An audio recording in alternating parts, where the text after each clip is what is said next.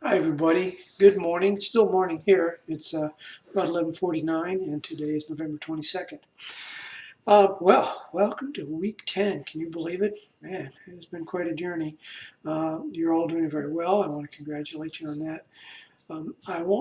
Hey Shelby, my buddy Shelby, I want to talk to you just for a few minutes about a couple of things.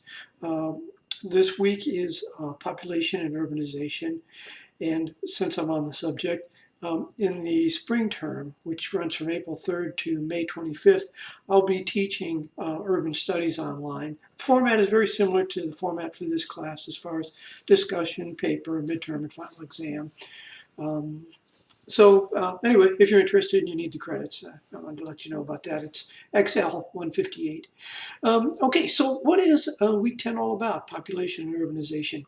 And as I often tell students, we who work in sociology, who write these books, we get down near the end of the book and we think, oh God, there's all this other stuff we want to tell them. And so what happens is we kind of pack a lot into the end there. But what this last chapter is about at its core is the idea about where is society going? Where are we headed? With all that we know as scientists, as social scientists and historians, and with all that we know about where society has been, where are things going? And so that's what the discussion board is about this week, and the idea that what will our children say about us? What will the next generation have to say? My generation, all we saw was one war after another. World War II, Korea, Vietnam.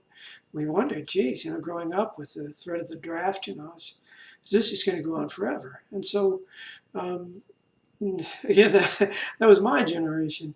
And then you also will have your feelings about, what will your children say about you people? I wonder often what my children think about whether my generation screwed things up or we made them any better.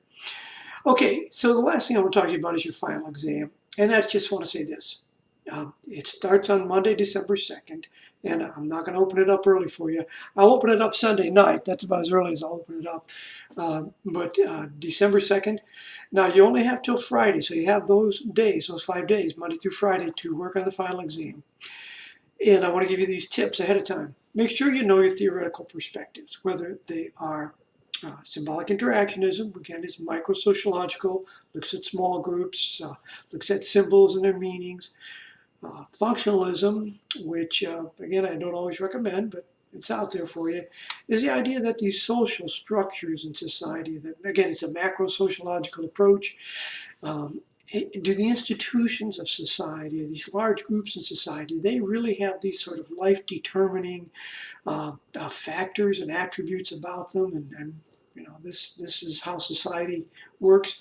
Or conflict theory, the notion, again, it comes from Marx, he didn't call it that, but it comes from Karl Marx's idea that society is composed of large groups, but instead of like functionalism believes where they all work together, conflict theory says no, they're at odds with each other all the time. Now, some groups might be in cahoots with others, but certain groups, those who are in power, are going to do everything within their power to maintain their wealth, their power, their status.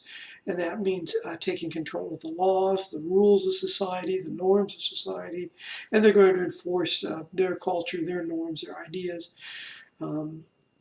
That's conflict theory in a nutshell. So anyway, good luck with it. As always, I'm here. If you have any questions, concerns, get a hold of me, and we'll get them worked out. So I wish you all good luck. I wish you all a very wonderful and happy Thanksgiving. I hope you're with your family or friends, if they're not both. And again, have a wonderful Thanksgiving, and I'll talk to you next week.